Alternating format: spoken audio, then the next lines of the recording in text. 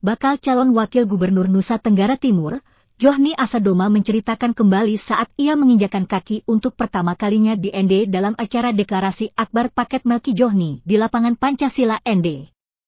Simak selengkapnya cerita Djohni Asadoma dalam orasi politiknya berikut ini. Jadi ada gangguan keamanan dan ketertiban di kota ND. Ada yang masih ingat?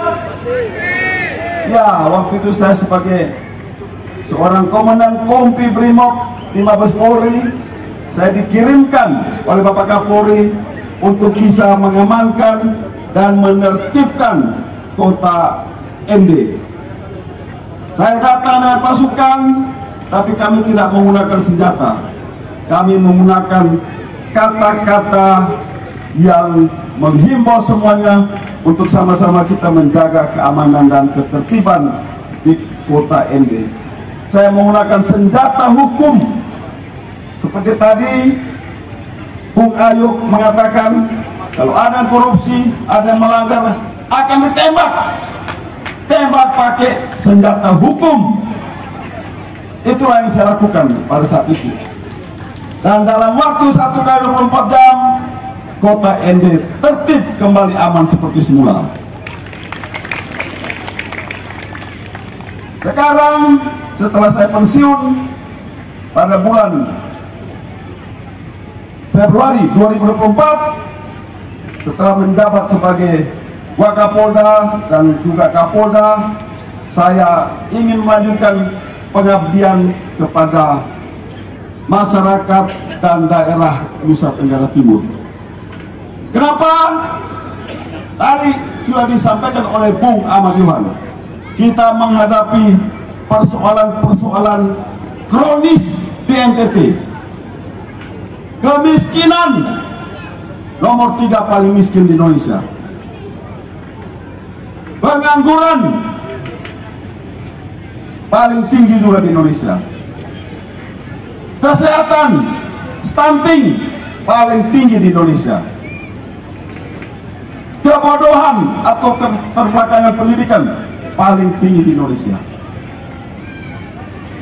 Perdagangan manusia, kita menjadi korban perdagangan manusia, salah satu provinsi juga paling tinggi. Sampai dengan bulan September 2024, lebih daripada 80 orang pekerja migran Indonesia yang meninggal dunia di luar negeri, pulang dalam keadaan jenazah. Masalah krisis air yang terus kita hadapi dari tahun ke tahun, tidak pernah berhenti sejak saya kecil sampai sekarang. Bagaimana kita bisa memecahkan persoalan-persoalan ini?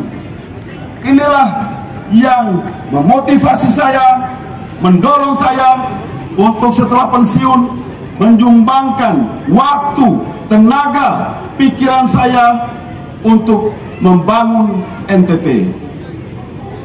Sebagai mantan birokrat, mantan Polri yang bertugas selama 34,5 tahun di kepolisian dengan berbagai jabatan, berbagai pendidikan, baik dalam negeri maupun luar negeri, berbagai penugasan dalam negeri dan luar negeri. Dengan pengalaman-pengalaman tersebut, saya ingin menyumbangkan untuk membangun Nusa Tenggara Timur lebih maju, lebih baik, lebih terpandang, lebih terhormat. Kalau orang mendengar NTT, semangat orang itu langsung redup, karena orang memplesetkan NTT dengan nasib tidak tentu atau nanti Tuhan tolong. Kasihan kita NTT. Dari tahun ke tahun kita terus berkutat dengan masalah-masalah kronis tadi. Karena itulah saya terjun ke politik untuk memberikan yang terbaik bagi Nusa Tenggara Timur. Lalu bagaimana caranya kita bisa memecahkan masalah-masalah yang saya sampaikan tadi, atau yang sudah disampaikan oleh Bung Ahmad Yohan? Bagaimana caranya? Semua persoalan-persoalan tersebut akar masalahnya adalah masalah apa? Masalah ekonomi. Kalau ekonomi kita baik, tidak akan ada orang miskin. Kalau ekonomi kita baik, tidak ada pengangguran dalam jumlah besar. Kalau ekonomi kita baik, pendidikan pasti baik. Kalau ekonomi baik, tidak ada yang cari kerja di luar negeri secara ilegal. Boleh kerja di luar negeri, menjadi pekerja migran Indonesia, tapi harus secara legal, melalui prosedur yang benar, tidak terbuai dengan rayuan jaringan penyelundupan atau jaringan perdagangan manusia. Kalau ekonomi baik, maka dipastikan semuanya akan baik.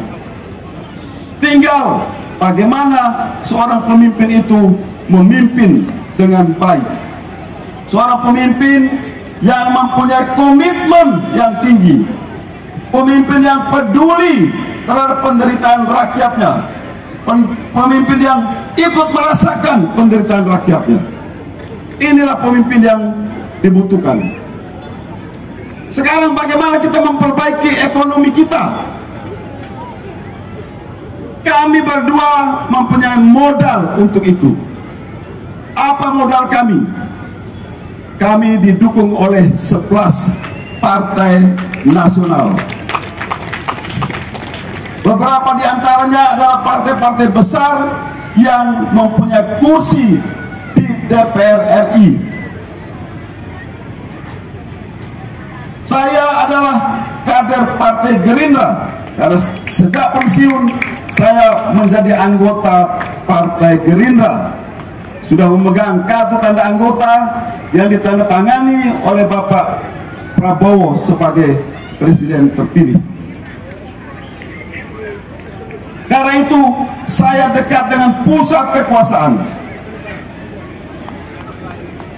Bung Melki, kader Partai Golkar yang sudah berpengalaman di parlemen, mempunyai jaringan yang baik di parlemen, didukung dengan Partai Demokrat, didukung dengan Partai Amanat Nasional, didukung dengan Partai PSI, Partai Perindo.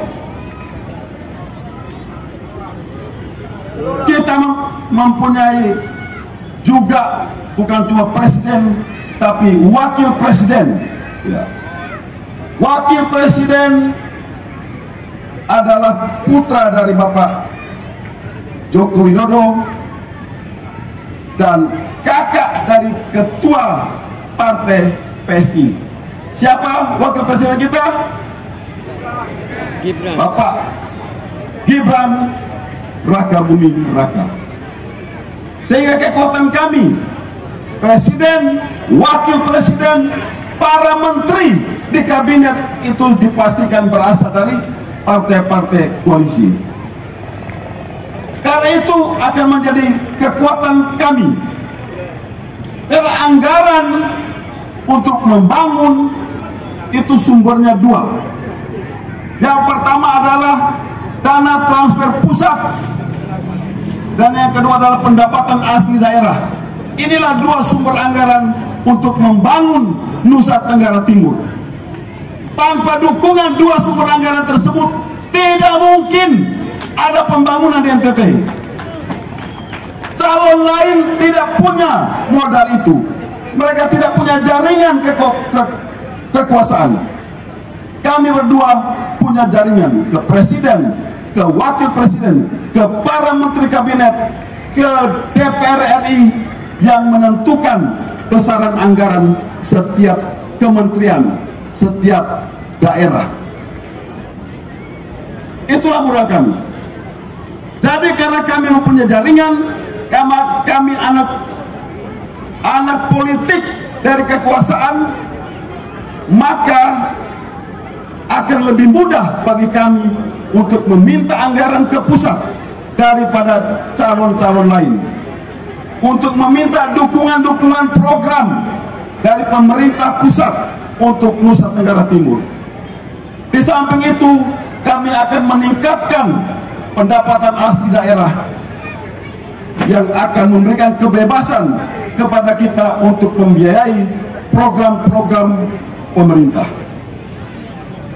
Pariwisata akan kita tingkatkan. Potensi di bidang perikanan, pertanian, peternakan akan kita tingkatkan. Begitu juga dengan infrastruktur akan mendapatkan pembiayaan yang baik. Inilah modal kekuatan kami.